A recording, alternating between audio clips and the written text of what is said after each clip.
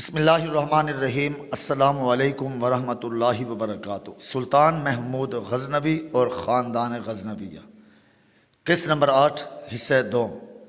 عبداللہ تائی نے 5-6 ہزار عربی سوار اور ارسلان جاذب نے 2000 ترکی افغانی خلیجی سپاہ لے کر رات دن ان کا تعاقب کیا۔ 8000 ہندوؤں کو بے جان کیا، 20 ہاتھیوں کو اور بہت سا مال غنیمت جمع کر کے سلطان کی نظر میں پیش کیا۔ خود سلطان بھی ہندوؤں کے تعاقب میں گیا اور بھیم نگر کے قلعے تک پہنچا۔ یہ قلعہ نہایت مستحکم بلند پہاڑ پر ہے اور چاروں اطراف سے پانی سے گھرا ہوا ہے۔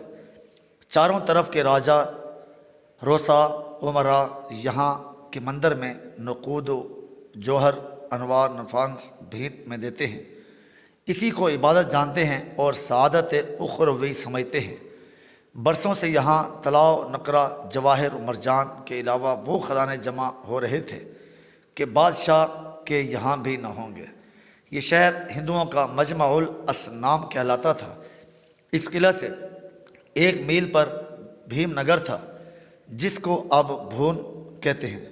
یہ شہر اور نگر کوٹ کا کانگڑا ایک ہی معلوم ہوتے ہیں۔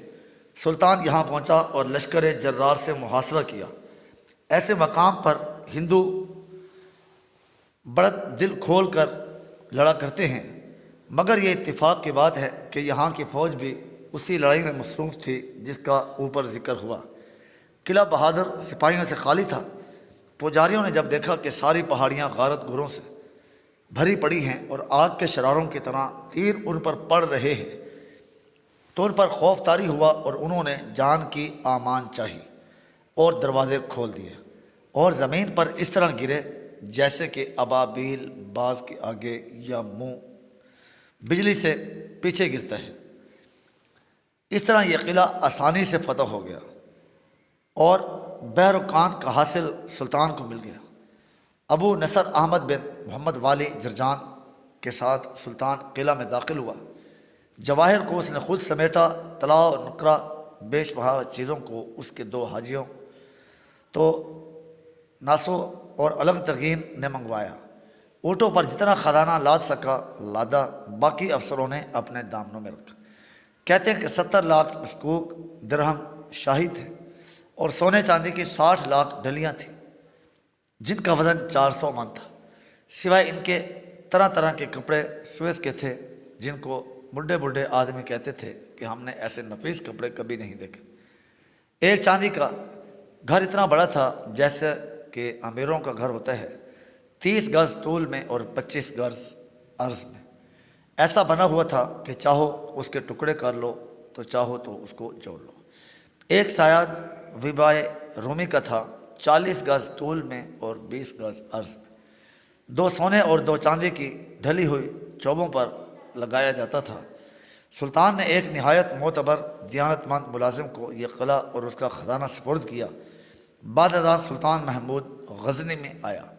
شہر کے باہر بارگاہ لگا کر فرش پر جواہر اور درناستہ وزیر، مرد و الماس اور لال و چنے جو ایسے چمکتے ہوئے معلوم ہوتے تھے جیسا کہ شراب میں برف، زمرد کی سبزی تازی برگ خاکی سبزی کو مات کرتی تھی۔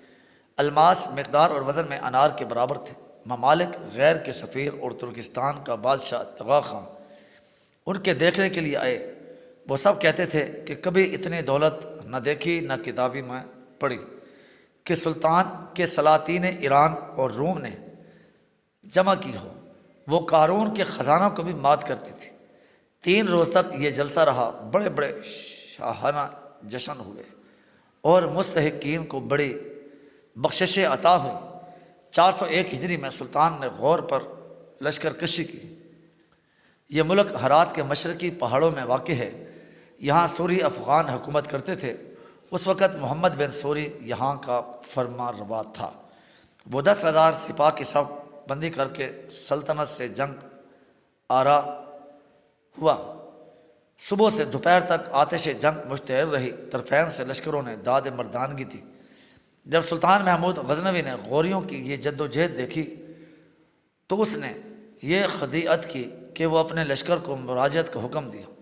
غوریوں نے یہ گمان کیا کہ سلطان کی سپاہ کو ہزیمت ہوئی تو غوریوں کی سپاہ نے اس کا تعاقب کیا اور اپنے خندق سے بہت دور نکل گئے۔ پس سلطان نے جو اپنی باغ موڑی تو لشکر محمودی نے غوریوں کو قتل کیا اور محمد ابن سوری کو دستگیر کر کے سلطان کے پاس لے گئے۔ اس نے غایت آزادگی سے زہر آلود نگینے کو چوس کر مجلس سلطان میں اس عالم سے سفر کیا اور ملک سلطان کے ہاتھ آیا۔ تاریخ یمنی میں لکھا ہے کہ حکام و رعایا غوری نے پہلے اسلام نہیں قبول کیا تھا، اب قبول کیا، مگر دوسری کتابوں میں لکھا ہے کہ حضرت علی رضی اللہ تعالی عنہ کی خلافت میں مسلمان ہو گئے تھے۔ سلطان نے پھر ہند کا عزم کیا اور نارین کیا طرف کوچ کیا۔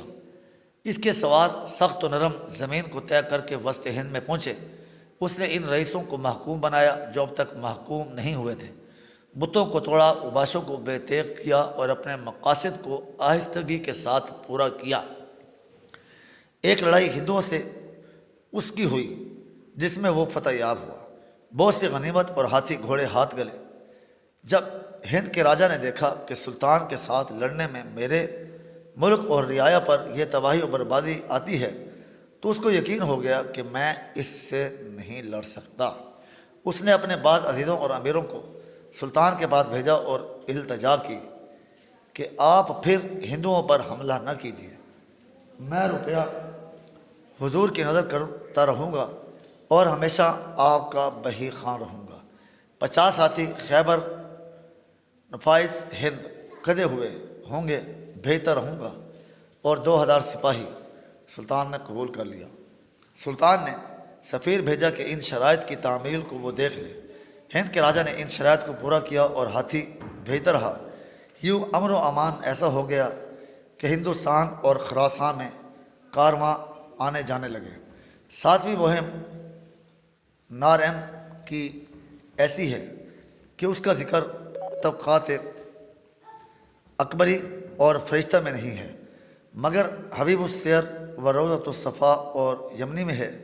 حبیب السیر میں نام نہیں لکھا، مگر یہ لکھا ہے کہ نگر کوٹ اور غور کی مہم کے درمیان ایک مہم 400 ہجری میں ہندوستان پر ہوئی۔ اب اس نارین کے مقام کی تحقیق میں فرنگستانی محققوں نے بڑی مشگافی کی، مگر آخر کچھ نہ کر سکے۔ ہند کے راجا نے جو 2000 سواروں کے بھیجنے کا عہد کیا، یہ عجیب واقعہ ہے کہ جس سے معلوم ہوتا ہے کہ ہندوؤں کی عادت میں داخل تھا کہ وہ اپنے سخت جانی دشمنوں کی سپاہ میں بھی نوکری کرنے کو موجود ہو جاتے تھے۔ جب ابو الفتح لودھی نے غور کی فتح میں سلطان کو مصروف دیکھا تو پھر سر اٹھایا، اس لیے سلطان کو ملتان آنا پڑا۔ اس نے ملاحدہ اور کرامتا کو خوب درست کیا اور ابو الفتح کو قید کر کے غزنی لے گیا۔ اس مہم کا حال طبقات اکبری اور تاریخ فرشتہ میں لکھا ہے، مگر روضۃ الصفا اور حبیب السیر اور یمنی میں نہیں لکھا۔ اس سے بعد فرنگستانی محققین نے یہ خیال کیا ہے کہ 7ویں اور 8ویں مہم ایک ہوں گی، مگر اس پر بعد نے یہ اعتراض کیا کہ اس کی حالتیں ایسی مختلف ہیں کہ ان کا ایک خیال کرنا بھی دشوار ہے۔ سلطان محمود غزنوی کو یہ خیال تھا کہ ہر سال ہندوستان پر ایک جہاد کیا جائے، تو اس سے جب ہند میں شاعر اسلام کا رواج ہوتا گیا اور مساجد تعمیر ہوتی گئیں تو سلطان ہند نے دارالسلطنت پر حملہ کرنے کا ارادہ کیا۔ اس نے اپنے جری جوان مردوں کو جمع کیا اور ان کو بہت سا مال انعام میں دیا۔ 404 ہجری میں لشکر گراں کے ساتھ اندھیری رات میں اس نے کوچ کیا۔ خزاں کا موسم تھا، جبوبی نسیم چل رہی تھی، سفر اچھا معلوم ہوتا تھا، مگر جب سلطان سرحد ہند کے قریب پہنچا تو برف بڑی شدت سے پڑی، پہاڑ کے سارے راستے بند ہو گئے، پہاڑ اور وادی سب ہموار ہو گئے، گھوڑوں اور اونٹوں کے پاؤں میں برف کی سردی کا اثر پہنچتا تھا، آدمیوں کے ہاتھ پاؤں اور چہرے کا تو ذکر ہی کیا، جو شاہراہ تھی وہ مخفی ہو گئی، راہ میں جو آگے تھا وہی پیچھے تھا، اس لیے لشکر واپس بھی نہ جا سکتا تھا۔ سلطان نے اس عرصے میں سپاہ کے لیے رسد کا سامان درست کیا اور اپنے بڑے بڑے سپہ سالاروں کو بلایا۔